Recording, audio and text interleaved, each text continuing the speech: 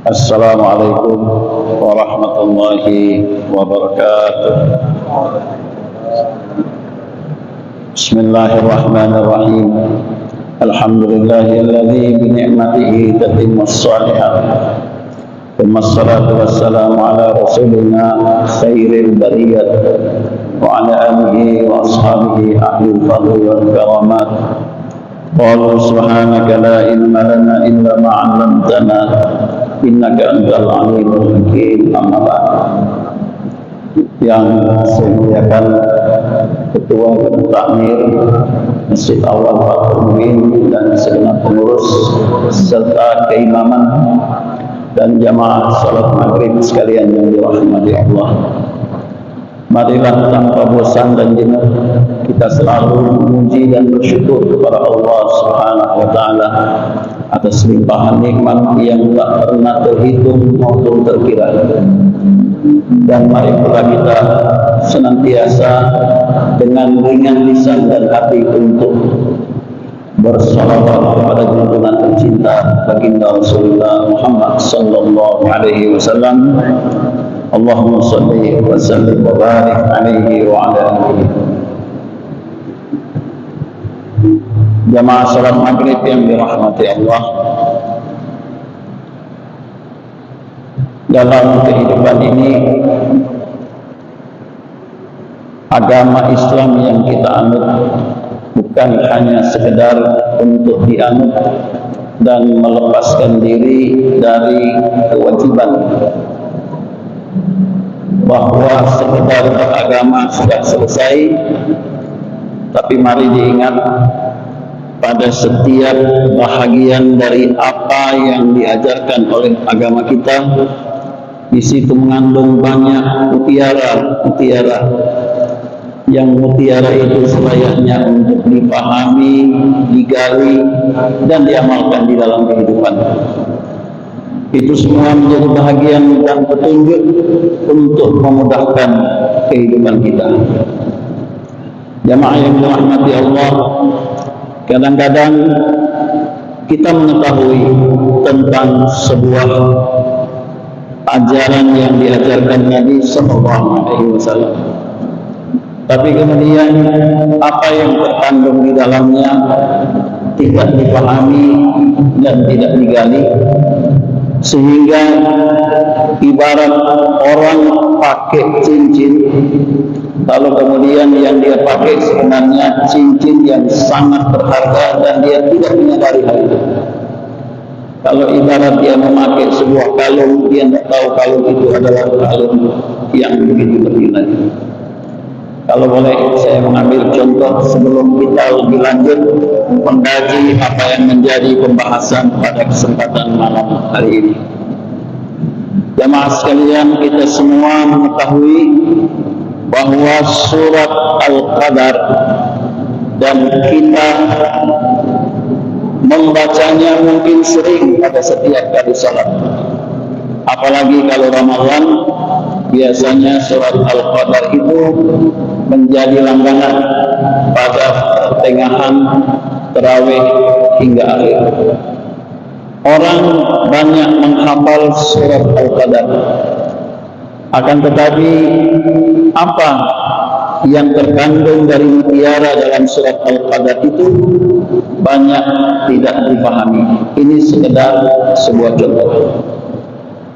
Misalnya Rasulullah SAW mengatakan, sebagaimana tertuang dalam kitab Tanwirul Qulub, barang siapa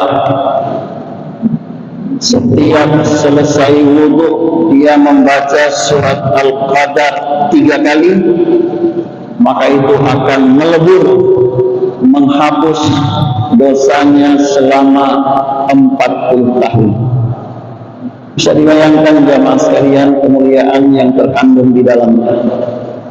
Orang hanya biasanya fokus selesai wudhu, baca 2 wudhu, sudah sampai di situ. Andaikan itu dia tunaikan, insyaallah kemuliaan itu akan dia dapatkan. Ada lagi misalnya dalam sebuah hadis yang disabdakan Nabi sallallahu alaihi wasallam, kalau seandainya ada orang yang meninggal dunia Lalu tanah di kubur itu kita ambil, kata Nabi, dan kita membaca surat Al-Qadar 7 kali.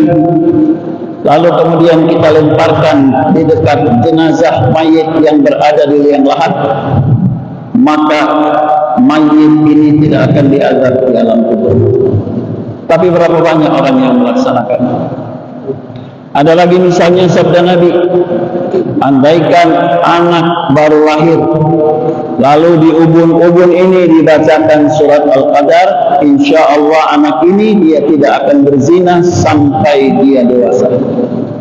Hal-hal yang semacam inilah misalnya adalah mutiara-mutiara yang ada di balik apa yang Rasulullah ajarkan, yang kita hafal, tapi kita tidak mengetahui kandungan yang ada di dalamnya. Pada kesempatan malam hari ini, saya ingin mengajak kita semua untuk sedikit memahami. Saya katakan sedikit karena lautan ilmu Allah tidak terkira, tidak terukur, tentang keagungan hauqalah, tentang keagungan la haula wala quwwata illa billah. Kita semua hafal kalimat tersebut, tapi mutiara apa yang dikandung di dalam kalimat la haula wala quwwata illa billah? Inilah yang barangkali kita akan gali pada kesempatan malam hari ini. Jamaah sekalian yang dirahmati Allah, jangan pernah menyia-nyiakan mutiara-mutiara yang tersimpan di balik amalan-amalan yang ada, yang terkadang amalan tersebut adalah penuh dengan hikmah dan kebaikan bagi diri kita. Sebelum lebih lanjut, saya teringat akan apa yang disampaikan oleh Nabi Sallallahu Alaihi Wasallam, di mana suatu saat ketika Siti Fatimah radhiyallahu anha mengeluh kepada Nabi Sallallahu Alaihi Wasallam, ayahnya, tentang banyaknya pekerjaan rumah sehingga terasa di malam hari begitu capek dan lelah, sehingga beliau mengatakan, ya wahai ayah, tolong sampaikan kepada Sayyidina Ali agar kiranya dapat mencarikan aku seorang pembantu yang dapat membantu pekerjaan di dalam rumah.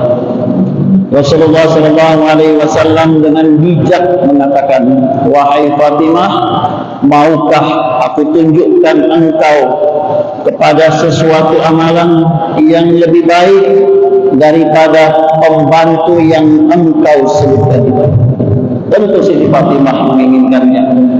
Lalu kemudian Rasulullah mengatakan, sebelum engkau tidur malam, bacalah Subhanallah 33 kali, Alhamdulillah 33 kali, Allahu Akbar 33 kali. Sebagaimana selesai kita salat kita membacanya, maka itu lebih baik daripada pembantu tersebut. Kemudian apa komentar Sayyidina Ali ketika hal ini sampai ke telinga beliau?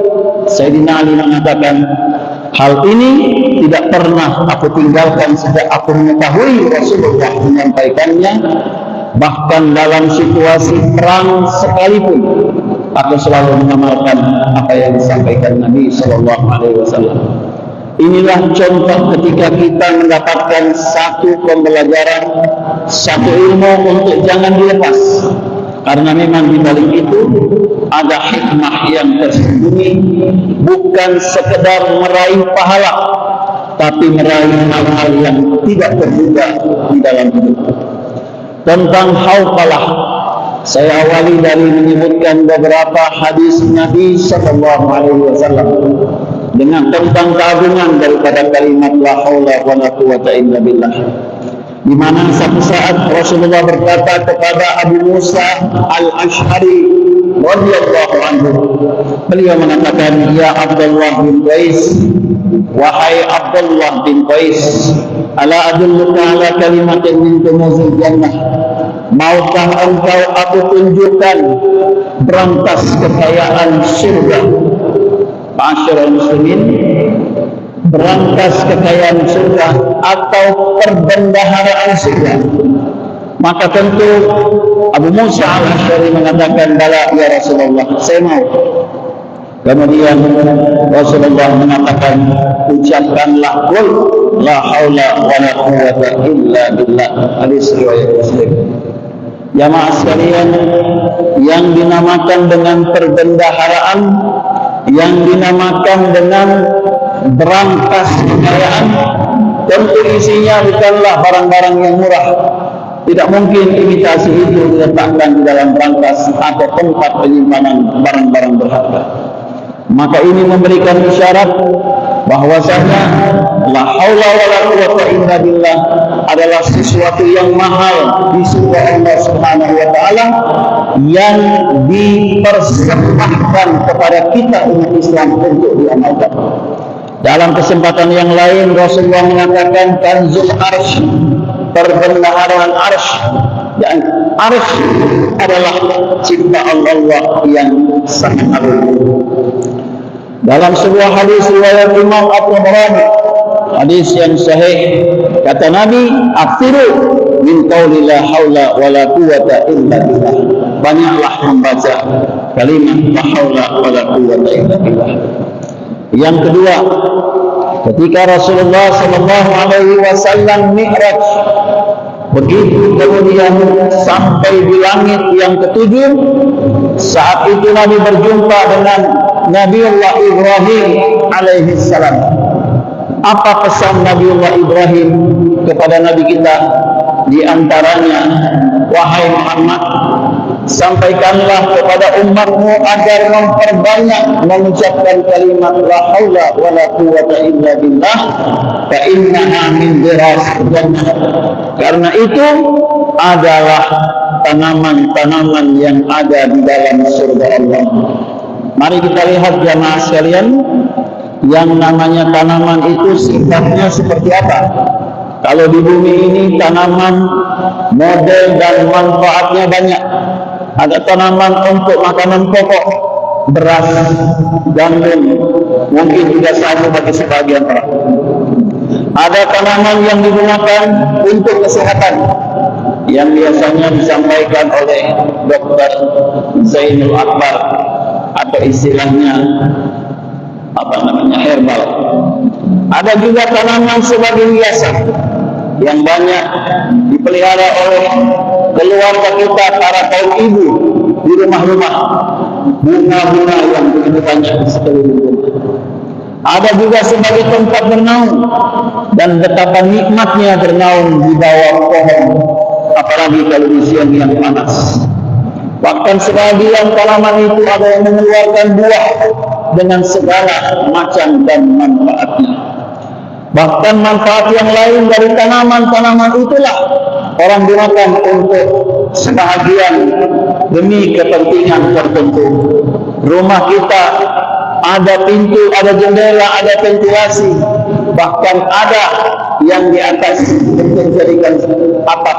Semua terbuat dari tanaman yang ada di muka bumi. Kalau saja di muka bumi ini tanaman-tanaman yang ada begitu banyak sekali, memberikan manfaat dengan segala bentuk dan badannya, maka Nabiullah Ibrahim mengisyaratkan la haula wala quwwata illa billah adalah tanaman surga. Kalau tanaman surga berarti tidak akan meleset, pasti dengan manfaat. Sedangkan tanaman bumi begitu banyak manfaatnya, apalagi tanaman surga. Orang yang berakal sehat dengan penuh keimanan tentu dia akan menangkap betapa ini adalah hal yang begitu luar biasa. Kemudian dalam sebuah hadis yang lain Rasulullah sallallahu alaihi wasallam bersabda, "Man kharaja min baitihi kafar." Barang siapa yang ketika keluar dari rumahnya lalu dia membaca Bismillahi tawakkaltu 'alallah la haula wala quwwata illa billah. Kalau kalimat ini dibaca saat akan keluar rumah, dikatakan kepadanya qila lahu, artinya ada malaikat yang menyeru dari langit yang tidak terdengar oleh telinga kita. Malaikat itu mengatakan, laqad kufita, engkau telah dicukupkan. Wa laqad kufita wa wufita, dan engkau telah mendapatkan perlindungan. Wa hudita, dan engkau telah diberi petunjuk. Wa tanaha anhu syaitan, dan syaitan menyingkir darimu. Jamaah sekalian, dicukupkan, dijaga, diberi petunjuk. Subhanallah. Ini tidak hal yang bukan kecil ketika orang keluar rumah dia membaca hal tersebut. Kemudian kalimat hawqalah dalam hadis yang lain berfungsi untuk menghapus dosa. Misalnya dalam sebuah hadis riwayat Imam At-Tirmidzi, Rasulullah bersabda sallallahu alaihi wasallam, "Ma ala wajhil ardi ahadan yaqul," tidak seorang pun, kata Nabi, yang ada di muka bumi ini dia mengucap kalimat subhanallah walhamdulillah wa la ilaha illallah wallahu akbar wa la haula wa la quwwata illa billah illa kufirat khatayahu wa la kana mithla zaradil bahr, kecuali dosa-dosanya akan dihapus oleh Allah walaupun sebanyak buih di lautan. Ternyata kalimat itu punya fungsi lain untuk membasmi dosa yang ada pada diri kita. Bukankah ini sesuatu yang sangat berharga? Jamaah sekalian, kalau kita meminta ampun kepada Allah, bisa diterima, bisa ditolak. Boleh jadi ketika kita mengucap astagfirullah, hati kita tidak khusyuk, pikiran kita kemana-mana. Ketika kita mengucap astagfirullah, memohon ampun, mungkin ada yang tidak tepat di dalam pengucapan tersebut. Maka pahala diraih, tapi tujuan belum tentu tercapai. Tapi dengan mengucap kalimat la haula wala quwwata illa billah, tapi digandeng dengan ucapan subhanallah walhamdulillah wa la ilaha illallah wallahu akbar wa la haula wala quwwata illa billah, maka dia berperan melebur dosa yang ada. Bahkan Nabi katakan walau sebanyak buih di lautan. Kemudian jamaah sekalian, Rasulullah juga bersabda, man qala la haula wala quwwata illa billah kana dawa'an min tis'in wa tis'ina aisarha alham. Barang siapa yang mengucap la haula wala quwwata illa billah, maka kalimat itu akan menjadi obat, menjadi penawar terhadap 99 penyakit. Penyakit yang paling ringan, kata Rasulullah, adalah alham, keresahan, kegelisahan diri. Bagaimana yang paling besar? Wallahu a'lam bishawab. Nabi memberikan isyarat kalimat ini menjadi obat terhadap 99 penyakit. Sampai hari ini belum ada dokter yang bisa menggali penyakit apa saja. Tapi Nabi memberikan isyarat sekecil-kecilnya penyakit yang menjadi penawar adalah amalan ini adalah keresahan, kegelisahan. Ini memberikan isyarat. Itu yang paling kecil. Bagaimana yang paling besar?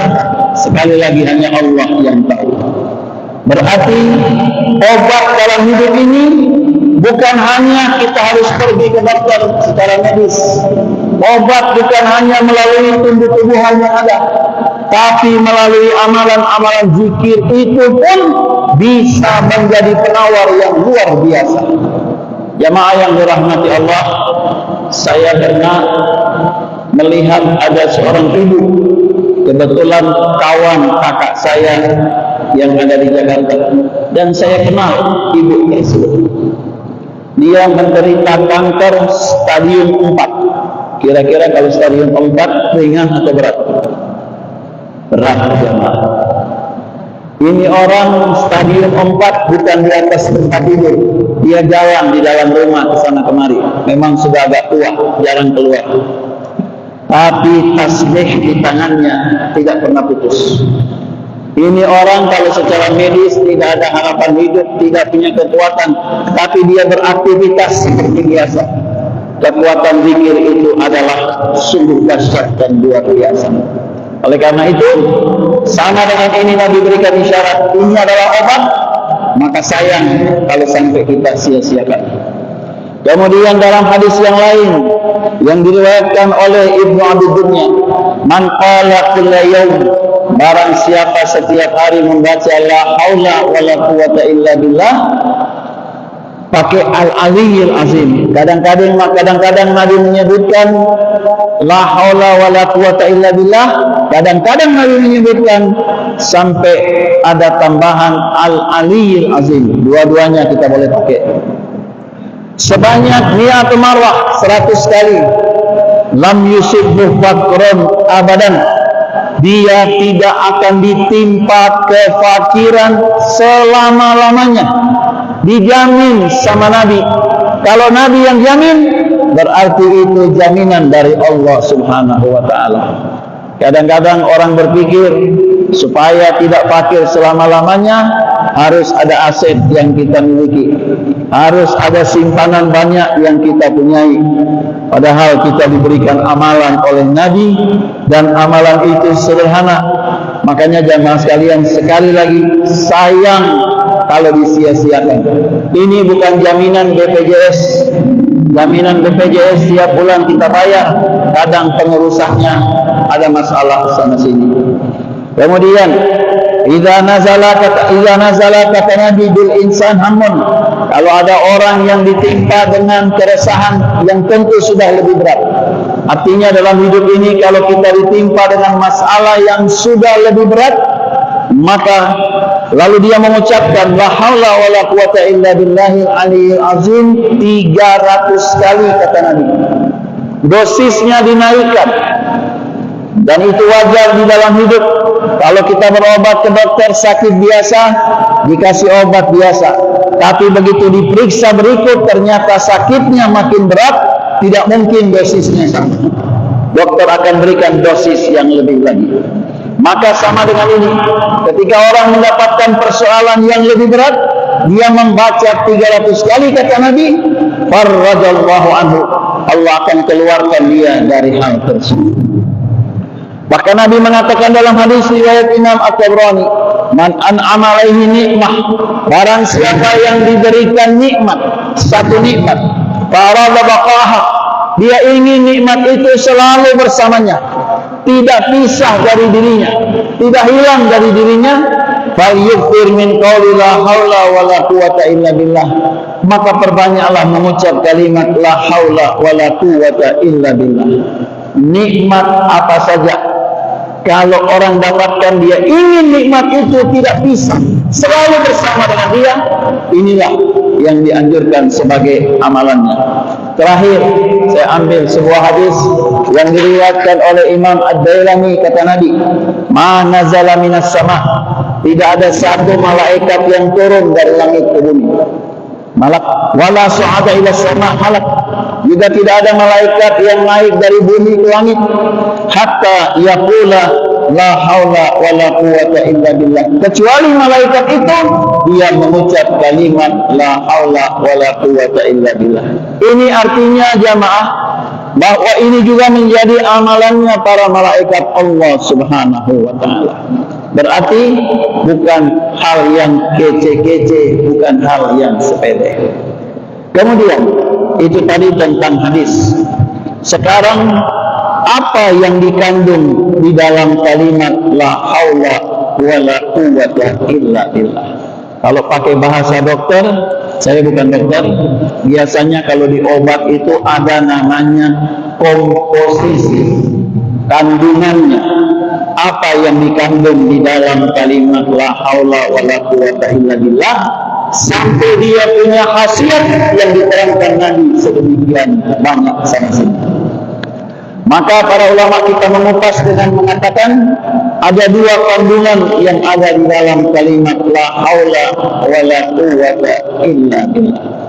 Kandungan yang pertama, kamalut tawakkul, kesempurnaan tawakal atau tawakal yang total. Ketika seorang mengucap la haula wala quwata illa billah, artinya biasa diartikan la haula wala quwata illa billah, tidak ada daya dan tidak ada upaya kecuali dengan pertolongan Allah. Maka waktu dia mengucap la haula wala quwata, tidak ada daya, tidak ada upaya, saat itu dia rendahkan dirinya di hadapan Allah. Dia rasa dia bukan siapa-siapa, tidak punya apa-apa. Kalau dia seorang penguasa, walaupun penguasa paling tinggi, pada saat dia menyatakan la haula wala quwata illa billah, dia menyatakan wahai Allah, aku tidak punya kuasa sedikit pun.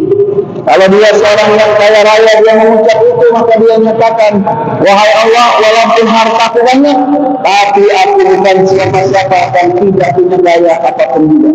Kalau dia seorang yang pandai, begitu pula dia menyatakan aku tidak punya daya dan upaya. Ini menandakan dia merendah, dia pasrah, dan dia serahkan persoalannya kepada Allah.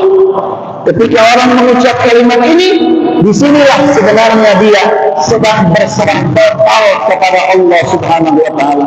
Berserah total itu dia benar-benar berhadapan dengan Allah, menyatakan di hadapan Allah dia bukan siapa-siapa dan dia tidak punya apa-apa dan tidak bisa apa-apa.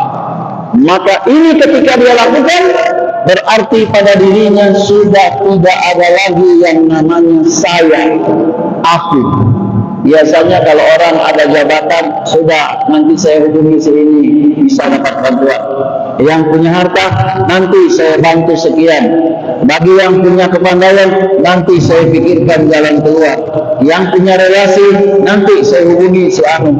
Tapi la haula wala quwata illa billah, dia sedang berserah total kepada Allah.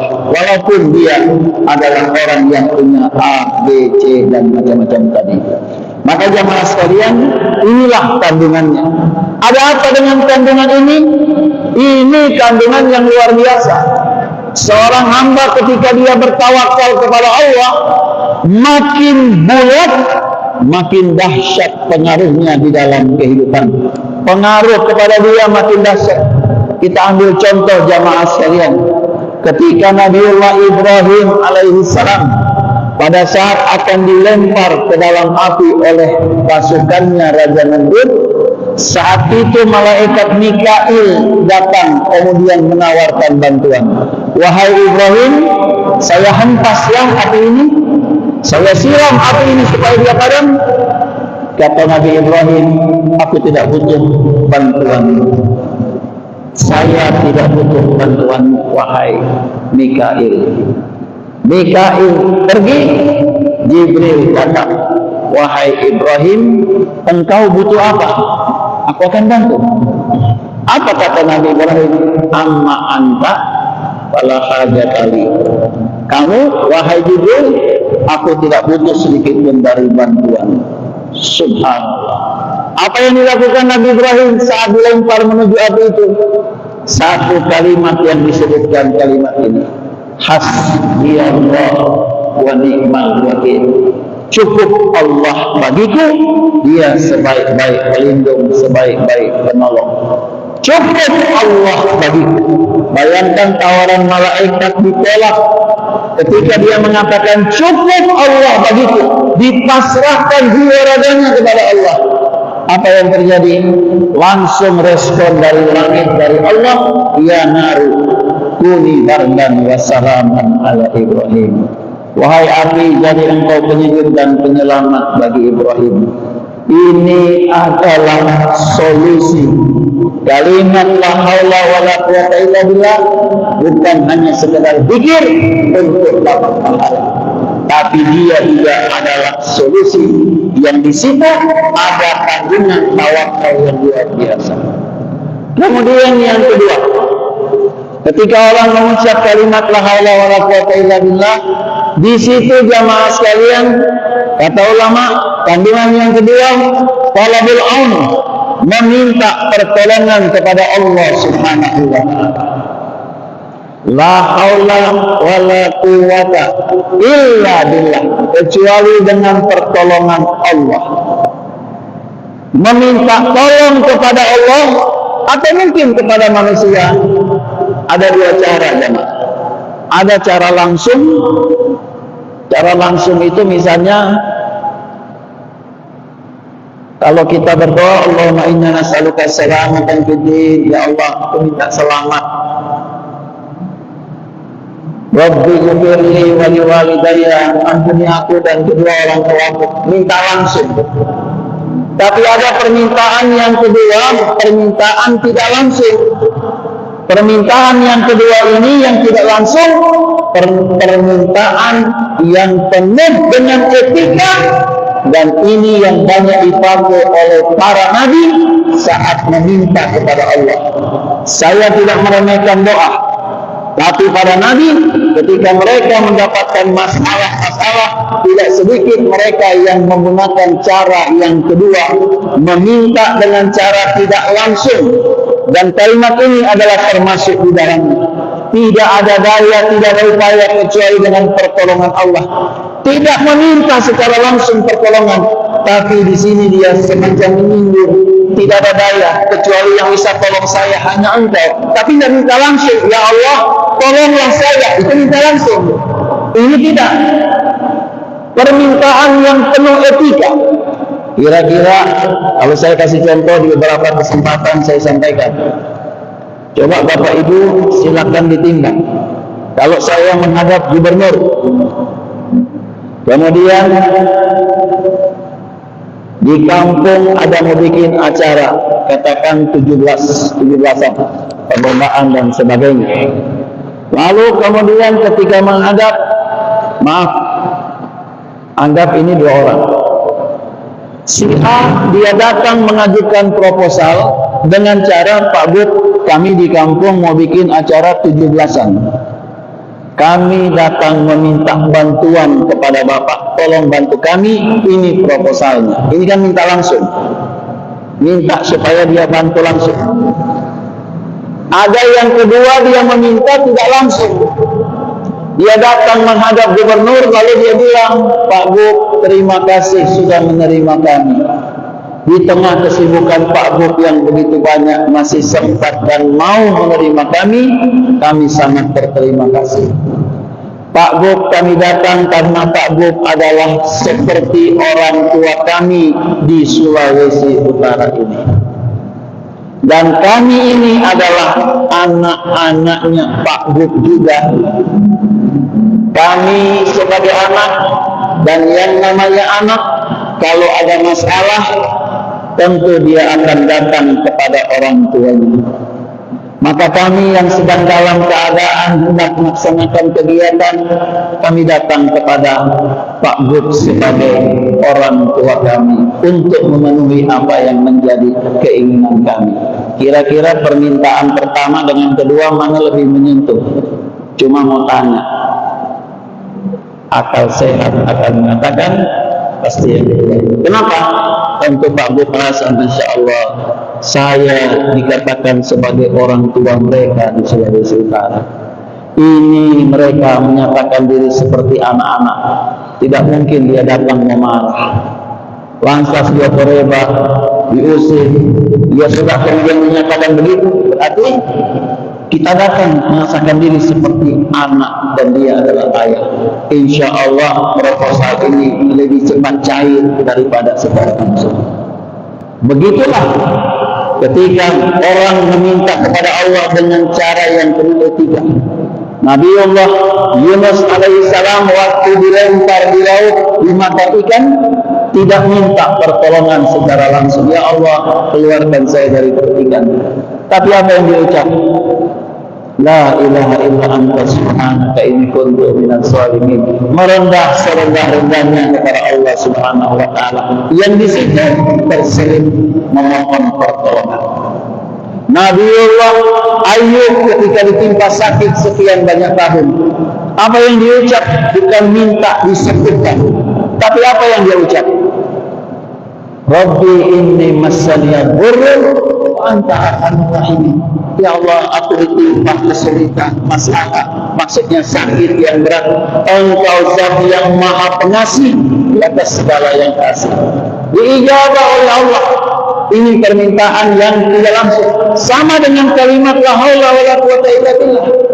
Tidak ada daya, minta pertolongan tapi tidak langsung. Begitu indah menurut kita, maka jangan heran kalau seandainya direspon begitu cepat oleh Allah Subhanahu wa taala. Kemudian jamaah sekalian yang dirahmati Allah, terakhir saya mau menyampaikan untuk penguatan kepada kita. Ada beberapa kisah dalam kehidupan tentang orang yang membaca dan mengamalkan amalan ini. Supaya ada kesempatan saya sebutkan dua saja. Yang pertama terjadi di masa Nabi Sallallahu Alaihi Wasallam.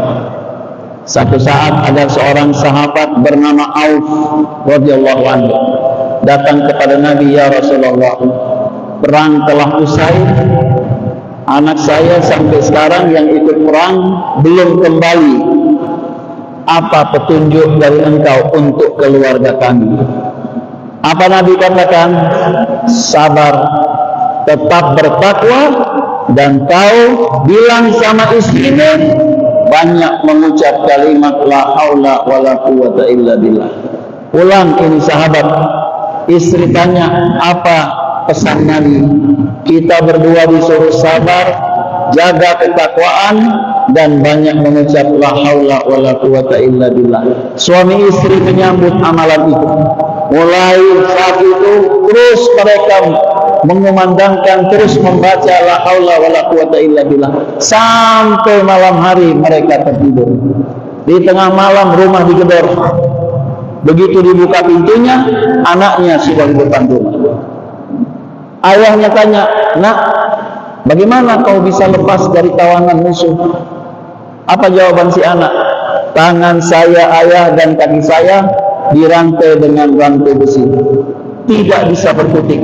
Tapi seiring dengan berjalannya waktu dari tadi, ini rantai makin melonggar, sampai saya keluarkan terlepas, kaki saya keluarkan terlepas. Saya tengok ini orang-orang ini sedang tidur, ini penjaga-penjaga. Saya keluar, dan di luar sana saya lihat ada kambing. Dalam riwayat itu dikatakan kurang lebih 4.000 ekor. Saya angkut semua, saya bawa semua 4.000 ekor. Apa kata ayahnya? Nak, tempat itu kan jauh. Bagaimana mungkin kau bisa sampai di sini dalam waktu yang singkat? Apa jawaban anaknya yang bernama Malik? Ayah, ketika saya keluar dari tempatnya musuh, saya merasa tidak berjalan di atas tanah. Kayak ada yang mengangkut kami ke tempat sini. Bagaimana dahsyatnya kalimat ini? Jamaah sekalian, Nabi berikan petunjuk. Ada solusi? Ada. Itu kan Nabi. Bagaimana dengan kita? Saya ambil satu contoh yang terjadi pada masa sekarang di Indonesia. Di Jogja, jamaah sekalian, ada satu tukang becak. Setiap hari mengais istri dengan cara menarik becak. Satu saat ada seorang profesor naik di becak dia. Sambil berjalan, si prof ini nanya, "Bang, sejak kapan ini narik becak?" "Oh, udah lama, sejak muda." "Bagaimana penghasilannya, Bang?" "Ya, cukuplah buat makan sehari-hari." Namanya orang narik becak, kalau dia menabung pun berapa banyak. "Bagaimana, Bang, sudah berkeluarga?" "Sudah." "Istri masih ada?" "Si." "Anak?" Saya agak ragu, 4 atau 3 anaknya yang dia sebut. "Anak saya ada," dia bilang, 3 atau 4. Kemudian, "Bagaimana anak-anaknya, Bang?" "Alhamdulillah, semua anak-anak saya sarjana."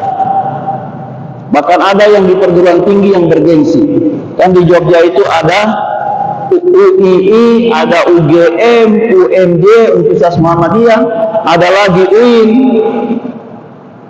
Jadi profesor ini heran, bagaimana mungkin ini tukang becak bisa menyekolahkan anak-anaknya sampai sarjana. Kalau pakai akal sehat, nggak mungkin cukup ini. Tapi terjadi. Lalu profesor nanya, abang punya amalan apa bang? Sampai kok bisa seperti itu? Anak-anak bisa sarjana semua.